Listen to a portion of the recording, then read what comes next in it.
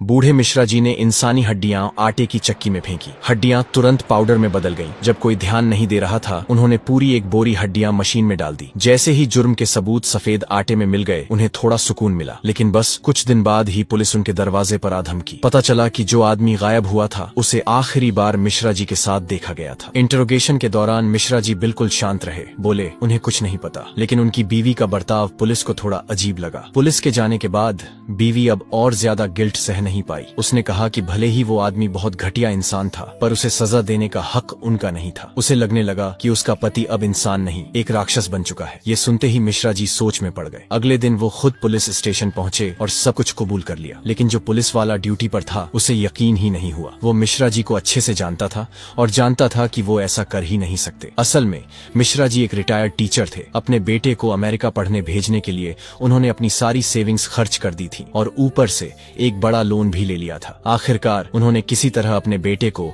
America भेज दिया, लेकिन बेटा अपने माँ बाप की कुर्बानी को कभी समझ ही नहीं पाया। जब भी वो लोग उससे घर पैसे भेजने को कहते, वो गुस्से में फोन काट देता। उधर उधार देने वालों का प्रेशर अलग। बूढ़ा जोड़ा हर वक्त टेंशन में जी रहा था। एक दिन राज फिर से पैसे लेने आ गया। मिश्रा जी ने उसे ब्याज के पैसे तो दिए, लेकिन वो बहुत कम थे। राज ने कुछ नहीं कहा, बस एक औरत को खींचते हुए बेडरूम में ले गया। फिर अंदर से अजीब अजीब आवाजें आने लगी, लेकिन मिश्रा जी और उनकी बीवी कुछ नहीं कर सके। जब राज चला गया तो देखा बेडरूम पूरी तरह से तहस नहस हो चुका था। मिश्रा जी अब और नहीं सह पाए और बेटे को फोन किया, लेकिन बेटे ने सिर्फ 5,000 युआन भेजने को कहा। अगले दिन मिश्रा जी बैंक से पैसे निकालने गए, लेकिन जैसे ही बाहर निकले, राज फिर से मिल गया। उसने मिश्रा जी की जेब से सारे पैसे छीन ली। जाते जाते राज ने जानबूझकर लड़ाई की एक्टिंग की और बोला कि उसकी कार खराब है, जरा धक्का लगा दो। इतनी मुसीबतों के बाद भी मिश्रा जी गरीब बच्चों को पढ़ाते थे। उसी दिन जब राज पैसे लेने आया, उसने एक लड़की को पढ़ते देखा। बिना वजह उसे पैसे दे दिए। मिश्रा जी को तुरंत समझ आ गया कि इसके मन में कुछ गलत है। उन्होंने पुलिस की मदद लेने की सोची, लेकिन जब पुलिस स्टेशन पहुंचे तो देखा कि राज वहीं अंदर बैठा हुआ है। लगता था पुलिस भी उसी के साथ मिली हुई है।